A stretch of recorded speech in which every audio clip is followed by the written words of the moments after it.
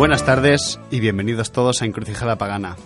Mi nombre es Carlos Sánchez y junto a mi compañera Baelia seré el encargado de guiaros por estos senderos. Buenas tardes, Baelia. Buenas tardes a todos y bienvenidos. Bienvenida sobre todo nuestra patrona Eris. Hola, Eris. Que luego no se diga. Hoy en Encrucijada Pagana hablaremos de un mito extendido en el tiempo y el espacio por toda Europa: la cacería salvaje.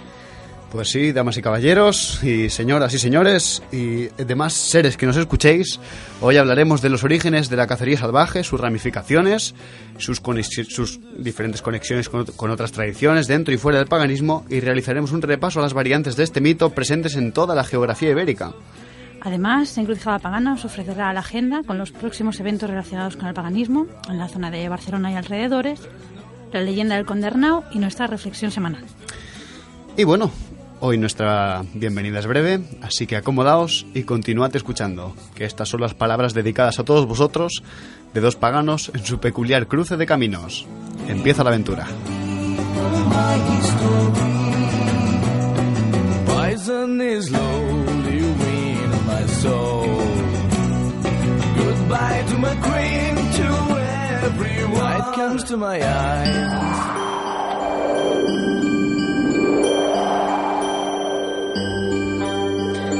Bueno, hoy digamos que vamos a cambiar un poquito el formato de nuestra sección de apuntes históricos, puesto que, como habréis visto en programas anteriores, nuestra compañera Baelia, aquí presente, y yo mismo, pues nos agobiábamos mucho, ¿no? Pues había un estrés ahí presente, pues leyendo y recabando información.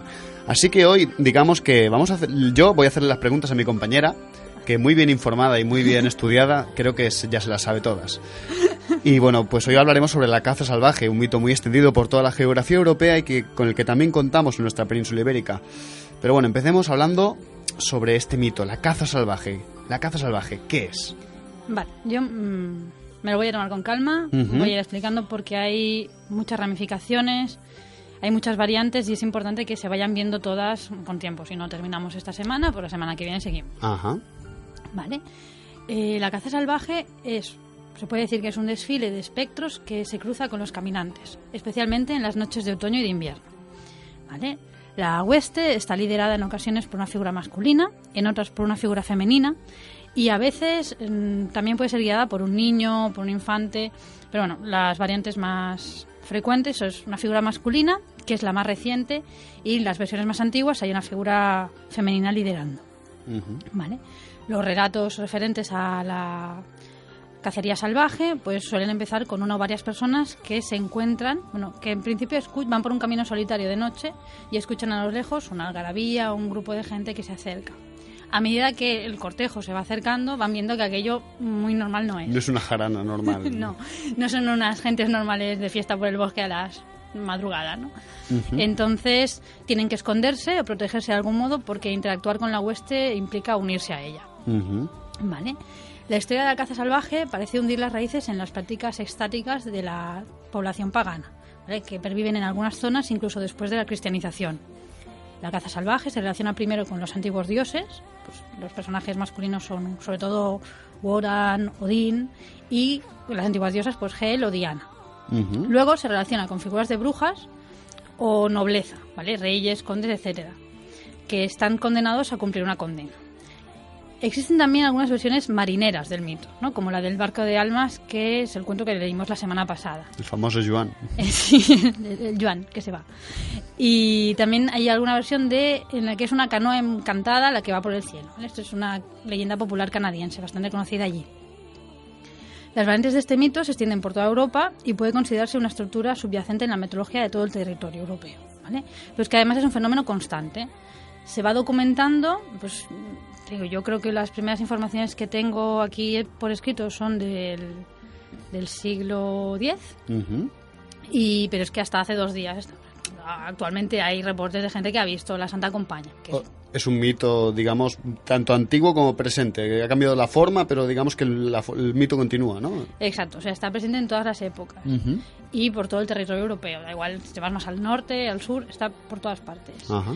Por eso permite también enlazar con muchas formas, digamos, bueno, lo vamos a ver, ¿vale? No solo se trata de muertos, de entidades descarnadas, sino también con muchas historias de entidades feéricas, con divinidades, con la brujería. O sea, conecta con todo. Como quieras, es como la espina dorsal, es una estructura subyacente.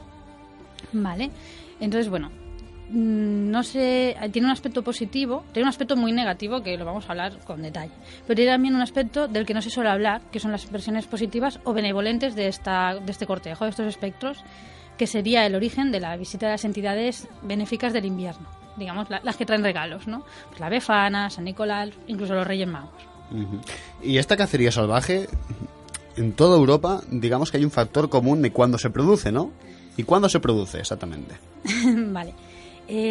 Mira, una cosa que tiene el esquema de las 8 festividades anuales del paganismo, digamos, estándar, actual, es que aunque es una herramienta bastante útil para ir haciendo el seguimiento, está muy simplificada. Entonces, a veces no se hace un buen seguimiento de los procesos, tanto en el mundo natural como de los procesos internos, de evolución interna. Entonces, en ocasiones hay una incidencia excesiva en la creación de etapas. Vale. Vale. Que se hace así, está muy estratificado, ahora toca Samhain, ahora Yule, ahora no sé qué, y no se presta atención al continuum del ciclo anual. Entonces todos nos emocionamos mucho cuando llega Samhain, Año Nuevo y tal, pero no han pasado 2 meses que ya queremos cambiar el chip y hablar de Yule, y como si fuera una cosa completamente distinta, cuando no lo es, ¿vale?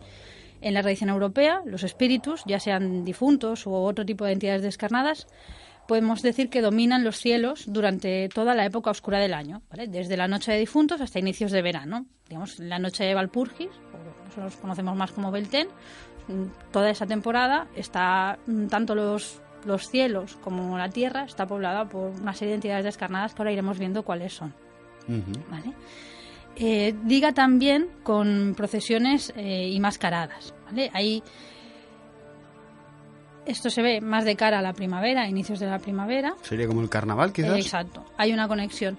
No solo hay desfiles de muertos, sino que también hay desfiles de vivos. Y esto de juntarse e ir desfilando es una cosa que se hace durante toda la época oscura. Es muy particular de esto. Entonces, cuando nos acerquemos a la Navidad, pues ya iremos viendo que hay muchas tradiciones que nosotros entendemos como navideñas que ligan muy bien con las tradiciones del otoño. Uh-huh. ¿Y esta hueste o esta compañía nocturna, quién la forma o quién la compone? Vale, pues a medida que vamos viendo diferentes variaciones de la leyenda de la caza salvaje, vamos a ir viendo que el cortejo está formado por entidades espectrales que tanto pueden ser almas de difuntos como entidades, entre comillas, naturales, feéricas, básicamente, de carácter benéfico o maléfico. ¿Vale? Al cortejo se unen también en determinadas ocasiones brujas y brujos, sin necesidad de morir antes. ¿Vale? Aquí se produce un desdoblamiento. Y eventualmente, para su desgracia, también puede ser asimilado algún humano. ¿Vale? Algún humano culpable al que se llevan como una forma de castigo a cumplir una penitencia, sería un purgatorio en la tierra, uh-huh. O algún inocente que pillan por allí y se llevan por delante. Y estos seres, estos espíritus o seres feéricos, ¿quiénes son peligrosos? ¿Quiénes son los más peligrosos que hay ahí? ¿Qué nos explica, por ejemplo, de los muertos, de esta caza salvaje? Vale. En el paganismo normalmente tenemos un poquito idealizada el tema de la comunicación con los ancestros. Tú miras atrás y siempre piensas que los espíritus de los muertos son todos ancestros, se entienden así en global, y es una figura de sabiduría, de consejería y tal. Pero a pesar de este aspecto que existe y que es benéfico, las tradiciones antiguas tienen muchos tabús a la hora de tratar con los muertos, ¿vale? Sería un fenómeno tal vez análogo a los nativos norteamericanos. No sé si conoces, si te suena, si le suena a la audiencia, la figura de los skinwalkers, ¿vale? Digamos que ellos tienen también toda la tradición de los ancestros, pero incluso dentro de ese culto que se hace a las personas que ya no están, que se quedan de alguna manera para cuidarnos, pues hay todo un sector de muertos peligrosos. A los muertos se los vela colectivamente, ¿vale? Con danzos y cantos. También hay algunos gestos que hoy no acabamos de entender, como por ejemplo poner sobre el ataúd los peines de cardar, o asperjar agua del río sobre él, o procurar que el ataúd no se lleve nunca por encima de las rodillas, ¿vale? Son como lo consideremos supersticiones. A lo mejor hoy en día, no hagas eso, ¿no? Que es malo, que da mala suerte. Sin estos ritos, se considera que los vivos están amenazados por los muertos. No se han hecho las cosas bien y por lo tanto un muerto puede estar furioso porque no se ha cumplido con todo el ritual que se le debe. Entonces ciertos fallecidos son más peligrosos que otros, que son los desesperados, ¿no? Los que han sufrido mucho, sobre todo el niño que ha nacido muerto, al que no se ha podido bautizar, o antes de los bautizos al que no se ha podido dar un nombre, y la madre que muere en el parto. Entonces se considera que los niños que han nacido muertos se convierten con seguridad en bebedores de sangre, entidades maléficas, vengativas. Hay un concepto allí de venganza, de furia así, oscura, muy oscura. Nos queda claro que los muertos no todos son tan bonitos ni tan buenos como nos lo hemos imaginado, ¿no? En este paganismo idealizado que muchas veces tenemos. Vale, también es que hay un reflejo con el mundo de los vivos. Uh-huh. O sea, nosotros en el mundo de los vivos hay gente... La mayoría de personas son normales, no hacen mucho daño. Hay personas que hacen un poquito de daño y luego hay gente que es perturbada, ¿no? Y está mal y tiene, pues eso, violencia acumulada, furia, se cometen crímenes, ¿no? Pues sería un poquito lo mismo trasladado al terreno de los muertos. Uh-huh. No deja de haber una equivalencia. Por cierto, antes has comentado una cosa que me llama mucho la atención, que es que la caza salvaje es dirigida a veces por mujeres. Por ahí hay una diosa, Holda o Diana, como has dicho. Hay varias figuras femeninas que lideran la cacería salvaje, ¿vale? Uh-huh. Creo que fue en el primer programa que comentábamos ya que esto, en el siglo X, había mujeres que decían que estaban impelidas o se les obligaba a servir a Diana o lo que el Burcardo de Worms hablaba de Herodiana, que esto es una deformación son latinismos, ¿no? ¿Se dice latinismo? Sí, latinismo, sí. Exacto. Sí. Bueno, es como él lo pasaba por el filtro de su cultura, ¿vale? Entonces, bueno, las mujeres decían que salían a servir a la diosa, cabalgando normalmente a lomos de una bestia y se reunían en una tropa de demonios nocturnos, ¿vale? Esta tropa pues no estaba dirigida por ningún diablo, sino por espíritus femeninos y especialmente por una figura femenina dominante que pues aquí se identificaba con la diosa y que más adelante se identificará con una dama, ¿no? La dama Bundia, Riquela y pues eso, con el culto a Diana también. Uh-huh. Entonces, esto a menudo en la Edad Media se confunde esta líder femenina de las huestes con la hija de Herodes. Es una hija un poco mítica de Herodes que se llama Herodíade. Entonces se le considera mujer o hija del diablo y la manda para seducir a los mortales y hacerlos caer, como no, en pecado mortal. ¿Vale? Hay una asimilación, se va, digamos, demonizando poco a poco la imagen. Entonces la compañía de mujeres puede encontrarse con otras tropas adversas, ¿no? Entonces ellas creían que por la noche, mientras el marido estaba durmiendo ahí al lado, salían por las puertas cerradas, se unían a la compañía, iban en el aire y combatían con otras mujeres. Entonces, algunas veces estas batallas eran para defender el grano, ¿vale? Es importante en este punto tener presente la reminiscencia de las tradiciones chamánicas en Europa y la consideración que se tenía del alma en las diferentes tradiciones y culturas. Durante toda la Edad Media hay descripciones de prácticas de desdoblamiento, voluntario o involuntario, del doble etérico, ¿vale? Eso sería lo que se llama hoy en día un poco raramente el viaje astral, ¿vale? Esto lo vimos, por ejemplo, en la historia de Lancôme, el hombre que se convierte en un ratón blanco, ¿no? Sí, bueno, su alma se convierte en un ratón blanco. ¿Vale? Hay muchas historias de esto, el alma se desdobla, tu alma se puede desdoblar en forma antropomorfa. Si no estoy muy equivocado, es mucho del mundo germánico y céltico, ¿no? El mundo germánico muchas veces el doble es un animal. Ajá. Hay como 3 variantes principales y liga también con el tema de... Por eso te digo, vamos a ir despacito porque son muchas historias aquí enlazadas. Sí. El doble puede ser un doble con forma animal, puede ser un doble con forma de persona, digamos, de ti mismo, que te ves fuera, o puede ser un doble... del sexo opuesto. O sea, sí. Tú ves en tu caso verías una dama, ¿no? Y yo vería un caballero. Porque ya estamos en el tiempo más medieval. Bueno, entonces, antes de que la visión demonológica de la brujería llegara a imponerse, en las batallas nocturnas, que se realizaban precisamente en la época oscura del año, se peleaba por el grano, ¿vale? Se suponía que estaba en juego la supervivencia del grano y que, dependiendo del resultado de la batalla que librabas contra las brujas del pueblo vecino, pues dependía que tu cosecha fructificara o no. Entonces, a veces también encontramos enfrentamientos contra el mismo diablo. O sea, las brujas del pueblo, no se llamaban así ellas mismas, pero digamos las personas que se podían, que tenían la capacidad de desdoblarse del pueblo, bajaban al inframundo, batallaban con el diablo para que no les robara las semillas. Si conseguían retener las semillas, crecían. Crecían las mieses. Digamos que esta imagen que nos estás presentando, ¿no?, de personas que creían esto, era como un sincretismo propio, una ideología que se habían creado propia con las reminiscencias paganas con la nueva ideología cristiana, ¿no? Porque eso de bajar al inframundo a enfrentarse al diablo es como muy pagano, ¿no?, al fin y al cabo. Sí. Curioso.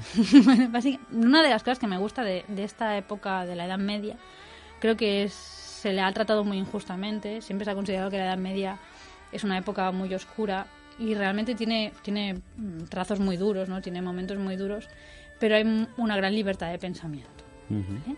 Entonces hay mucha, digamos, mitología que sale de las personas. Que tú ves el líder político o el líder, o cuando hay el cristianismo, el líder cristiano, está imponiendo una visión de la realidad y la gente se escapa por donde quiere. ¿Vale? Entonces, ¿qué te iba a decir? Durante el otoño hay una serie de costumbres. Por ejemplo, está el recibimiento de las hermanas fatales, ¿vale? Fatales no porque fueran malas, sino porque eran feéricas, ¿vale? Hay una imagen, sobre todo en Francia, de las 3 hermanas fatales. Eran fatas, ¿no? Ajá, exacto. Reciben este nombre, ¿no? Entonces, estas imágenes, que luego veremos, tienen una conexión con las nornas germánicas y tienen una conexión con las madres de la Noche de las Madres, que también se celebra en el ámbito germánico en Navidad. Sí, la matronae, ¿no? Ajá. Ellas podían conferir a un recién nacido el don para participar en las batallas, ¿vale? En que se podía transformar a veces en animal o que se pudiera desdoblar y batallar por el grano. Entonces, esto pues son rasgos que muestran que hay un sistema de creencias que no tiene por qué estar perfectamente articulado. Bueno, no hay una ortodoxia. Bueno, pues en el pueblo he oído decir esto, o yo he ido aquí. Los testimonios son muy dispersos y son bastante, aunque tienen un fondo común, tienen muchas variaciones particulares. Y eso no sabemos si es porque realmente había esas variaciones particulares, porque cada uno ponía un poco de su cosecha, o porque los límites del conocimiento no estaban muy bien establecidos. Es esto, hay una cosa, es un poco cuántico, depende de la perspectiva de la que lo mires, es una cosa u otra. Pero no, una cosa no quita la otra, es en simultáneo, ¿vale? Entonces, este sistema de creencias es anterior a la elaboración de los inquisidores, ¿vale? Pero al mismo tiempo ayuda a conformar la idea de lo que será el vuelo de las brujas, ¿vale? Que por otra parte es la única acusación nueva respecto a las que ya la Inquisición había hecho sobre los cátaros, los judíos, los leprosos, etcétera, ¿vale? Otra conexión entre las brujas, la caza salvaje y la imaginería del sábado son las mascaradas. Bueno, esto ya lo veremos más de cara al carnaval, ¿no? A febrero, aún no nos toca. Dentro de la tradición de las cazas salvajes, una forma muy, muy popular, muy extendida, es la germánica. Y hablan de la Helequín o más tarde de la Mesni-Helequín, ¿vale? Mesni es una palabra que designa la mansión de un noble. Esto también es un poquito un anticipo de lo que luego se construirá en la persecución de la Inquisición, en la versión demonológica, como el vasallaje al diablo. Hay una figura feérica, espectral, poderosa, una diosa, a la que se le rinde un vasallaje, ¿vale? Entonces, la gran diosa funeraria de la anciana Germania, que es Hel, fue conocida sobre todo por los compiladores islandeses del siglo XIII. ¿Vale? Desde la perspectiva cristiana se la diabolizó para hacerla entrar dentro de su perspectiva. Y entonces aquí entraría en una oposición con un Odín tardío, padre de todo, que bueno, pues allí se lo hicieron venir bien. Pero bueno, las sagas cantan siempre a las Disir, ¿vale? De la mitología nórdica. Las Disir son unos seres divinos femeninos de quienes se sabe poco, ¿vale? Excepto que son mencionados siempre con la muerte y el fallecimiento. Entonces las Disir son consideradas a su vez origen de la imagen de las valquirias, que por otro lado también están relacionadas con las nornas. Entonces, toda esta serie de espectros femeninos. ¿Las valquirias podrían considerarse como el doble femenino de uno mismo, por ejemplo? ¿O es más bien un emisario de... Si no me equivoco, las valquirias son las que recogen a los caídos en batalla para ir llevarse los muertos al Valhalla o al Palacio de Freya? Interesante tema.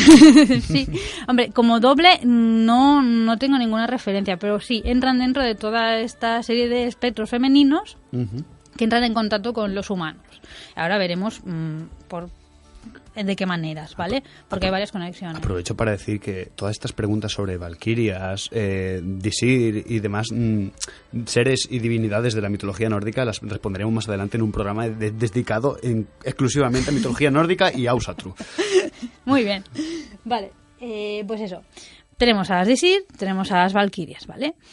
Y por ahí flotando la imagen de las Nornas. Entonces, las tenemos persiguiendo presas humanas en cabalgadas otoñales, ¿vale? Con ellas cabalgan los muertos peligrosos, ¿vale? En el caso de la mitología germánica, nórdica, están los elfos negros, los trolls, las brujas y brujos capaces de adquirir diferentes apariencias. Entonces, esto, sobre todo la figura de Hel, destaca en muchos países del norte, pues, Escania, en Jutlandia, en Holanda y entre los anglos. Pero llega a Francia, incluso más al oeste del Rin, ¿no? En el norte de Francia, con algunas deformaciones, en el siglo XIX aún se hablaba de la caza Helkin, Hellekechen, Herlekin o Hierlekin, ¿no? Entonces, uno de los orígenes postulados para el moderno Arlequín es Hellekin, que es un personaje de las obras de teatro románticas francesas basado en creencias populares. Este Hellekin sería un emisario del demonio pintado de negro, que vaga por los campos con un grupo de demonios empujando las almas vagabundas de malas personas hacia el infierno.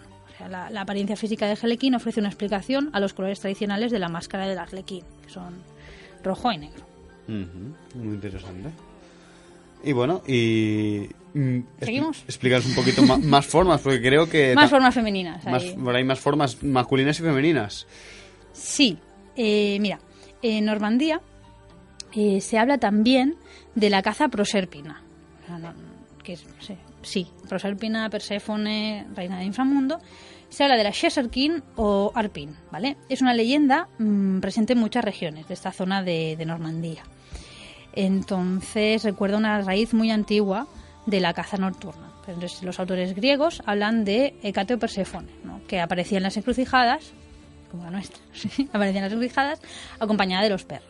Entonces, estas diosas, ya sea Hécate, Perséfone, a veces Diana porque se las relaciona con la luna, conducen a una tropa de espectros a la que en ocasiones los vivos se pueden unir, normalmente por imprudencia. Entonces, este contacto se considera impuro, ¿no? Por ejemplo, Plutarco señala que cuando se ha pasado la noche en la danza de Prosérpina, uno se tiene que bañar en el agua del mar para ser purificado. O sea, vemos que pues insistimos en el tabú hacia la muerte.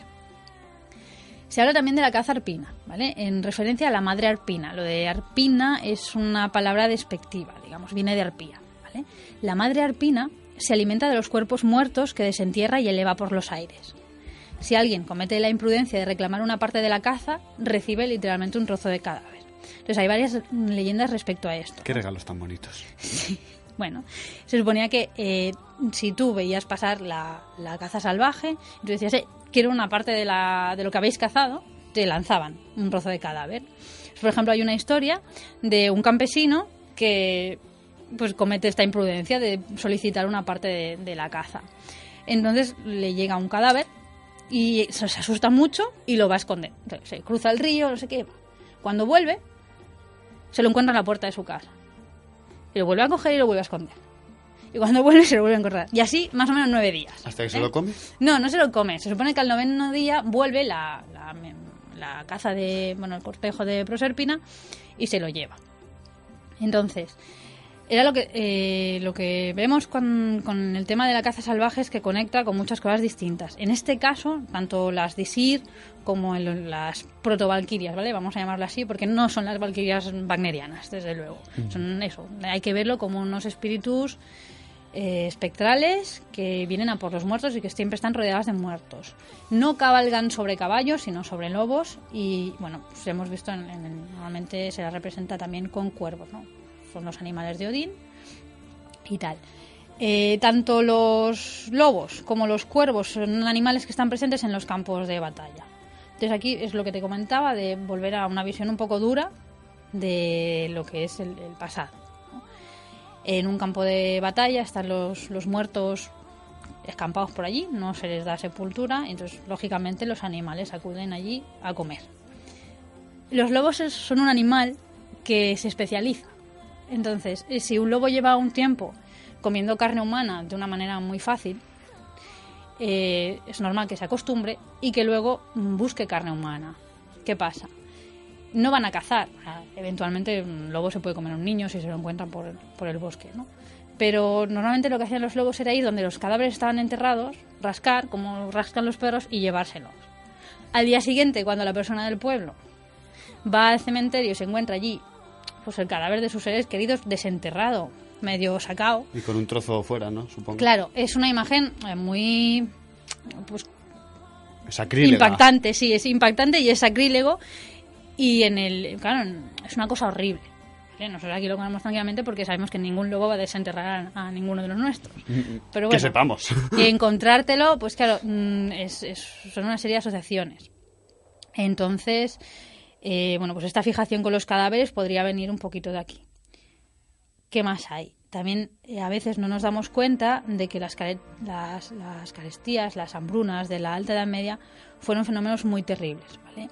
Son terribles hasta el punto de que generan alucinaciones colectivas, incluso positivas, ¿no? Hemos pasado tanto tiempo sin comer que llega la primavera y hay visiones colectivas de campos de trigo que lo veían, la gente además lo describen así, se veía el trigo pero no se podía ni tocar ni comer, solo lo estabas viendo allí. Bueno, pues en este contexto hay personas que van vagando, que tienen hambre y que ven cómo se muere su ganado y cómo se muere su familia. Algunos hombres y mujeres matan a otros para comérselos, ¿vale? Se llegan a producir casos de canibalismo. Arreían a su casa a los hambrientos, los mataban y hay casos incluso de muertos salados, o sea, los salaban para conservarlos y iban comiendo de allí. Claro, es una cosa muy, muy fuerte y esto normalmente no es algo que se hable cuando hablas de historia. Esto fue en el año 793, o sea, sí está documentado, pero es un tema que normalmente no se habla. Cuando tú tienes estas cosas, las vas viendo en el día a día, incluso aunque no sean en el día a día, sabes que han pasado en un entorno cercano o que te pueden pasar porque no sabes cómo va a ir la cosecha el año que viene, pues es normal que tengas una serie de terrores que de alguna manera proyectes hacia afuera, ¿no? Digamos, en este aspecto concreto ya no es el tabú normal que hay hacia la muerte, sino es además una sombra colectiva acumulada que lógicamente se proyecta en los miedos y en las creencias de la época. La caza salvaje es un poco de esta sombra colectiva, ¿no? Sí, o sea, tenemos por un lado, hay diferentes visiones sobre la caza salvaje.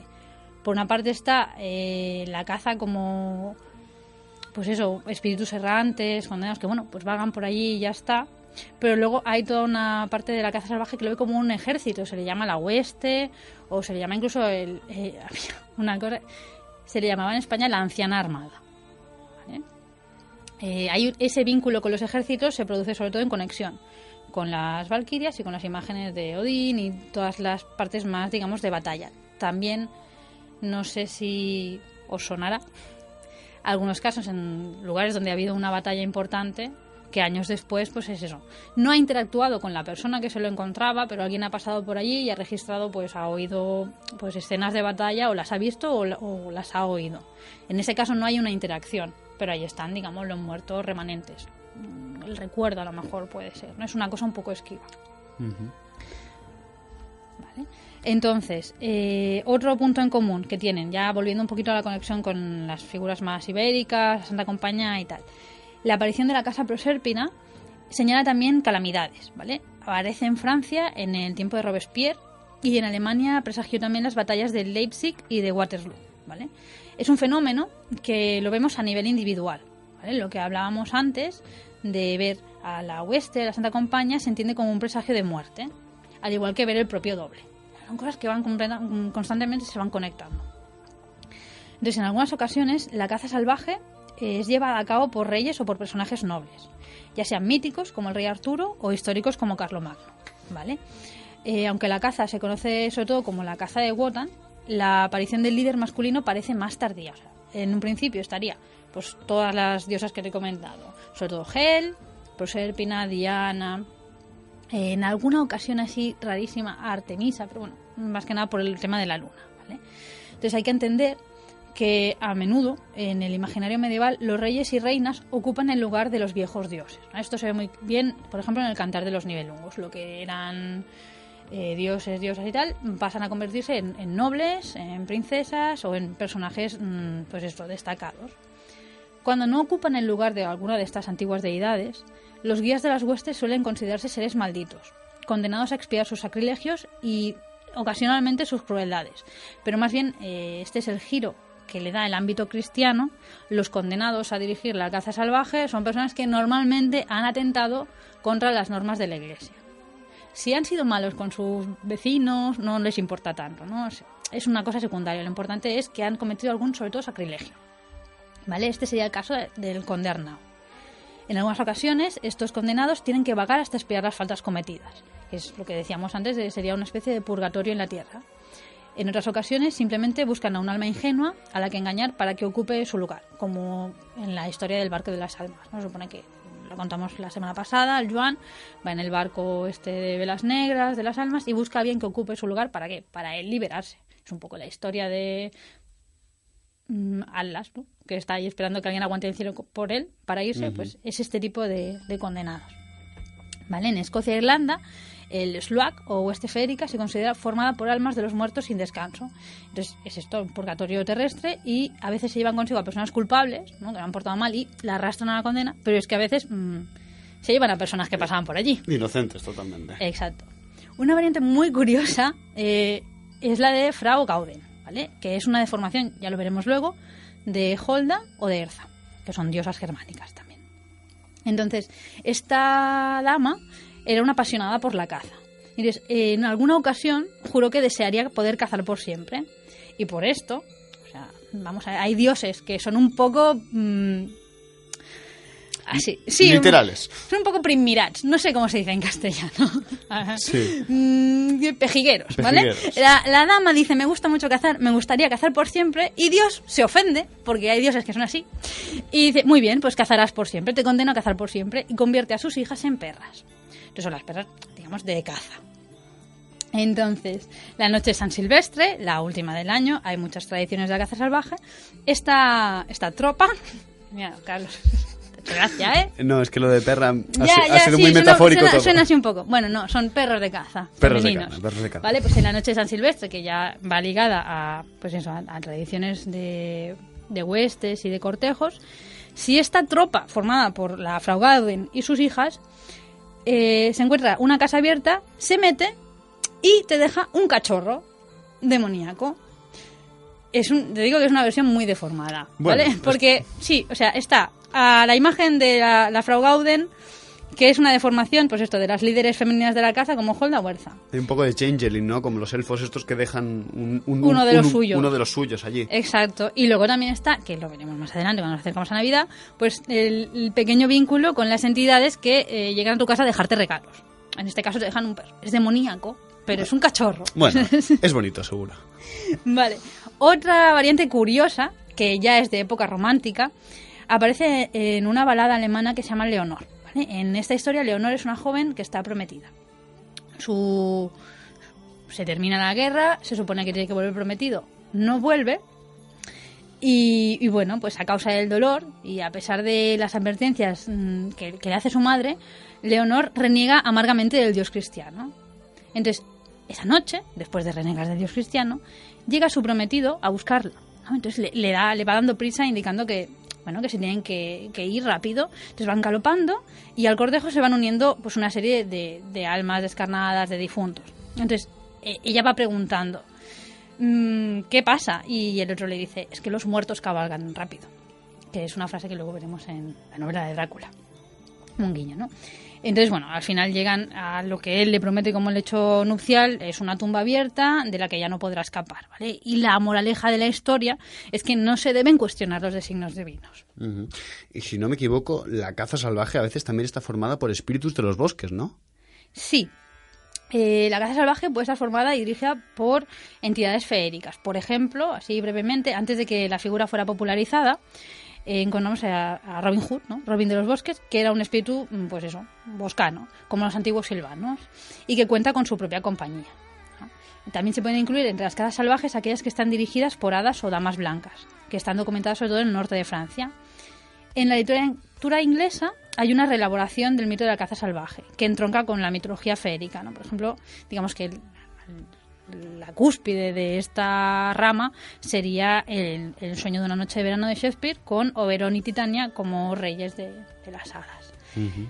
La leyenda tardía del rey de los elfos, que comentábamos la semana pasada también, que fue escrita por Goethe, combina elementos del intercambio de bebés, del changeling, con la corte espectral y sus presagios funestos.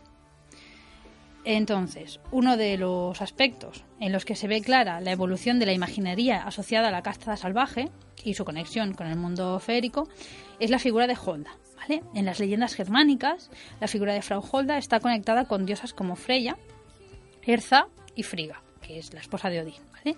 Con la Frau Goden, que hablábamos antes, y Frau Freck, como líder de la cacería salvaje. Entonces Holda se manifiesta como una entidad benevolente, pues una especie de hada, que ayuda a las personas, especialmente a aquellas que han trabajado dura y guardan el orden y la limpieza domésticos. Aquí ya estamos entrando en el terreno navideño. Sí, ¿no? Sí, totalmente. Pero por otro lado, Holda es la matrona de las brujas y es la líder de la cacería salvaje.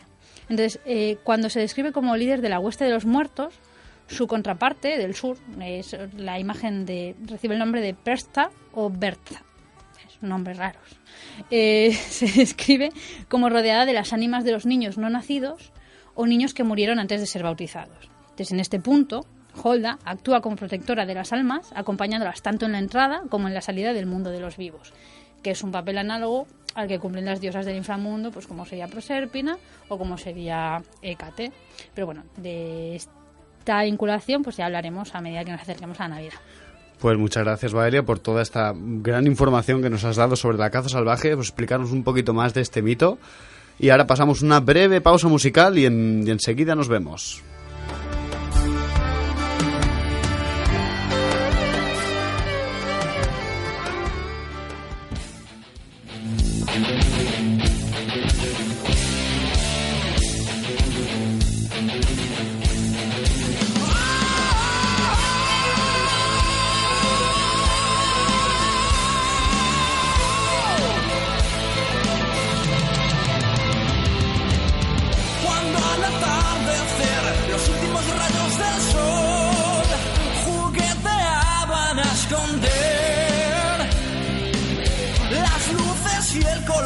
Del bosque del perder, algo se empieza a mover,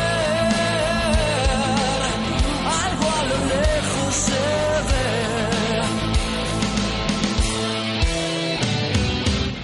La lluvia hacía del mar un rumor y el dios de las sombras se instalaba. La reina de la noche acudió, su majestad la luna viene acompañada de una procesión de almas en pena, portadores de luz, rosas en un ataúd.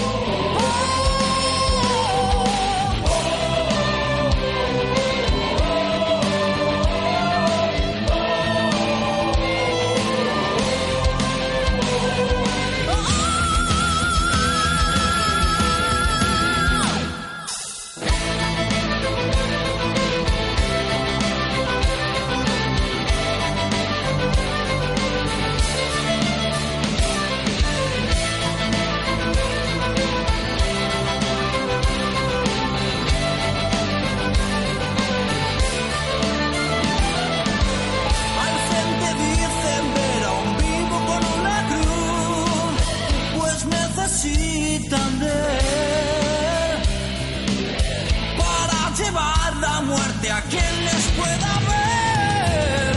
No abraza a nadie, mujer, no hasta el amanecer.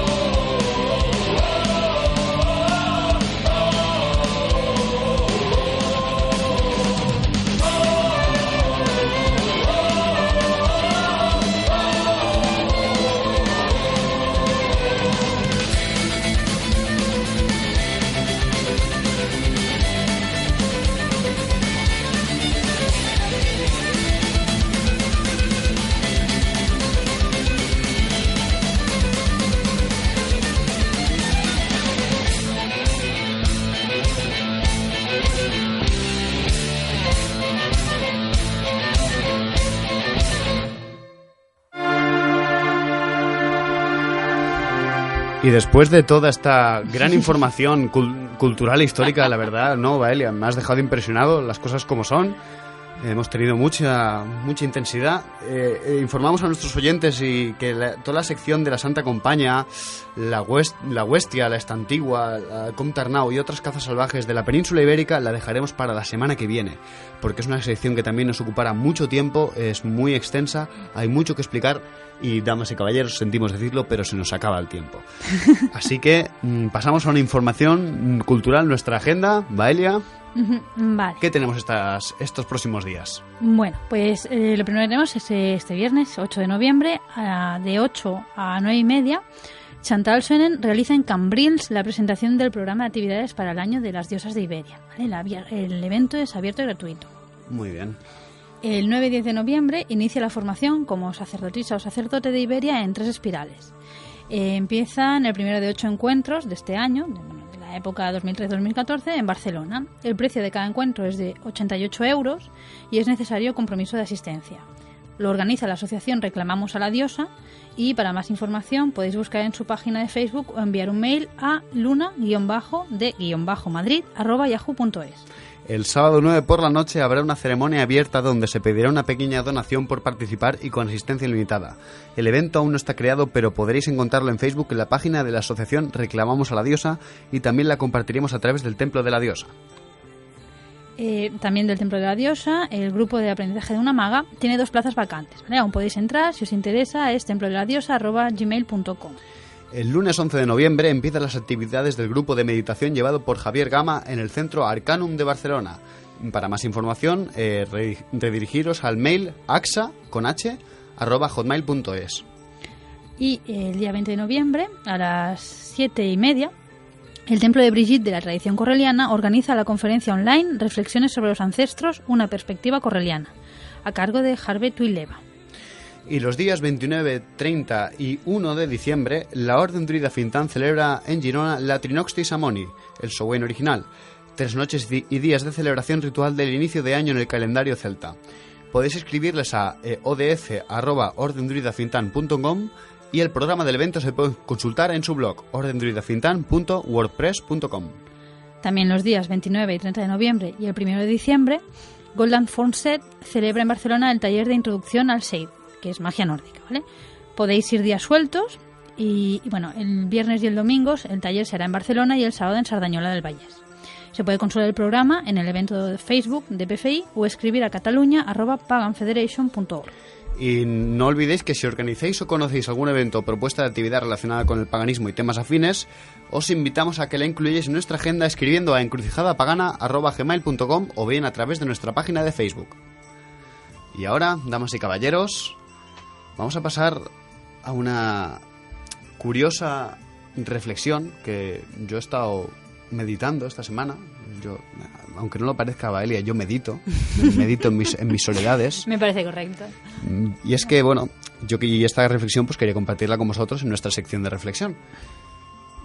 Como ya he dicho, hoy desde Encrucijada Pagana y con las huestes salvajes rondando en la oscuridad de la noche, yo quiero hacer una reflexión respecto a uno de los rostros del paganismo peores entendidos. Un matiz de nuestra espiritualidad que se ha disfrazado de falsa naturalidad en muchos casos actualmente. Yo creo que es el aspecto del miedo. Es el miedo, ¿no? El miedo es el gran enemigo que vence sin armas. Es ese monstruo que acecha tras los umbrales de nuestras esperanzas realmente. Ha aprendido a naturalizarse mucho en el paganismo actual, apelando a que como paganos aceptamos e intentamos comprender nuestro lado oscuro y todos sus matices. Vamos muy desobrados quizás, ¿no? No, yo soy pagano, yo es que acepto la muerte, yo es que acepto el lado oscuro. Y esto no está mal, realmente es sano, muy, muy sano aceptar los miedos y comprenderlos, pues esto nos ayuda a combatirlos y superarlos realmente. El problema radica cuando realmente perdemos ese respeto hacia el miedo. Normalmente aceptar una sombra no significa ridiculizarla. Y si los miedos existen y son tan poderosos, tienen una razón de ser. Cuando algo existe de una manera tan negativa, es un lado oscuro tan presente, tiene un sentido que sea oscuro, tiene un sentido que sea temible, tiene un sentido que sea horrible. Y como todos los monstruos, el miedo es de los más grandes, creo yo, es mejor no alimentarlos ni motivarlos, así como tampoco es bueno darles la espalda. Ellos mismos se encargarán de atacarnos si así lo hacemos, y cuando menos lo esperamos. Por eso hay que mantener un respeto hacia el miedo y su existencia. Y sobre todo, mantengamos un gran respeto hacia aquello que nos causa el miedo. Estamos en una época, ¿no?, en que hablamos mucho de los muertos, mucho de procesiones. Ya la semana que viene hablaremos sobre la Santa Compaña, la Huestia, la Esta Antigua, estas versiones ibéricas de la caza salvaje, ¿no? Pero históricamente, ¿no?, a pesar de que nosotros hablemos mucho de los muertos, nuestros antepasados paganos tenían un miedo terrible a la muerte, ya sea en su forma brutal, ¿no?, de esta caza salvaje, o en su forma sutil de último aliento. Realmente es un tema que nunca se ha banalizado ni se ha ridiculizado, aunque se aceptaba y se asumía, a pesar de lo enorme y terrorífico que fuese ese aspecto en la realidad. Esta fecha tradicional de Samhain ya ha pasado, pero la oscuridad continúa y muchos de nosotros acabamos de ver en los escaparates, en la vida, en nuestros trabajos quizás, cómo se ridiculiza la muerte de una manera constante, ¿no? Muchos de nosotros hemos participado incluso en esta burla hacia ella, disfrazándonos, y hemos ridiculizado incluso quizá a los que se fueron. Y hay que admitir que predomina mucho más el aspecto festivo, que realmente ese respeto hacia los muertos, ¿no? Se ha mantenido mucho más la fiesta que la parte espiritual. Y es bueno reírnos de nuestros propios miedos, pero no olvidemos respetar ese otro lado de la realidad, no dejemos de temer. Aquellos que se fueron, pues algunos se fueron en paz, pero muchos otros no han sido capaces aún de cruzar el umbral entre su mundo y el nuestro, y algunos de esos que no han marchado no tienen miramientos con aquellos que les llaman y aquellos que se mofan de ellos. Temamos un poquito más a los muertos y respetémosles por lo que son, y lo más importante, respetémonos a nosotros mismos a partir de su recuerdo y de su ejemplo, pero siempre a partir del respeto, que no deja de ser la forma educada del miedo, yo siempre lo he dicho. No olvidemos tampoco que la muerte, en cualquiera de sus manifestaciones, es el otro lado de la moneda. Y si somos completamente sinceros desde lo más profundo de nuestros corazones, no acabaremos nunca jamás de comprender esa realidad. Pues escapa a nuestra experiencia más inmediata y a nuestro entendimiento. Y de ese desconocimiento radica el miedo.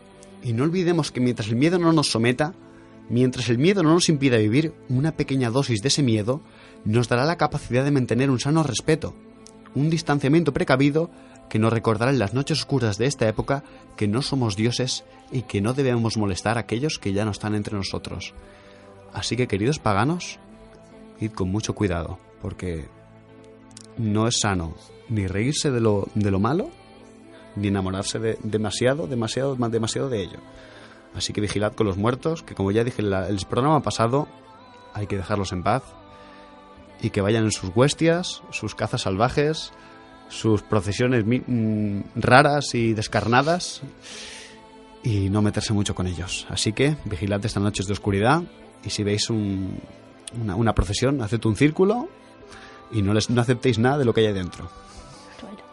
Círculo y al suelo. Y al suelo, cuerpo al suelo. Bueno, pues aquí termina por hoy nuestra peculiar aventura en esta encrucijada pagana. Esperamos que haya sido de vuestro agrado. Y desde el equipo de Encrucijada Pagana queremos agradecer a la labor técnica de Xavi Casas. Muchas gracias, Xavi, por estar ahí. Y a todos nuestros oyentes su presencia al otro lado de los altavoces, ya sea en directo o a través de internet. Agradecemos también todos los comentarios, sugerencias y observaciones que nos hacéis llegar a través de nuestra página en Facebook y el correo electrónico encrucijadapagana@gmail.com. No olvidéis que si queréis escribirnos algo, hacernos comentarios, seguimos abiertos a todo tipo de ideas y sugerencias. Pues bueno, muchas gracias por todo, Baelia. Gracias, Carlos. Y gracias, Eris. Y gracias, Eris, que hoy no nos ha molestado. Porque le hemos saludado desde el principio. Porque le hemos saludado, efectivamente. Rinde culto a un dios y ese dios dejará de molestarte. En principio. En principio. Eris, te queremos mucho. Nuestra querida diosa Discordia. Sea como sea, muchas gracias a todos por estar ahí con vuestros oídos y os esperamos el próximo miércoles a las 6 de la tarde en Sardañola Radio o Radio Sardañola, que ya no me acuerdo, Radio. Xavi. Sardañola Radio. Sardañola Radio, si lo tengo escrito detrás. En Encrucijada Pagana. Nuestro peculiar cruce de caminos. Hasta pronto. Hasta pronto, Eris. We are the dead men. We sharpen up our swords. We are the dead men. It can really make you bold. We built the ships for war and for peace. We built that church in whose gardens we sleep. We built that ships for war and for peace.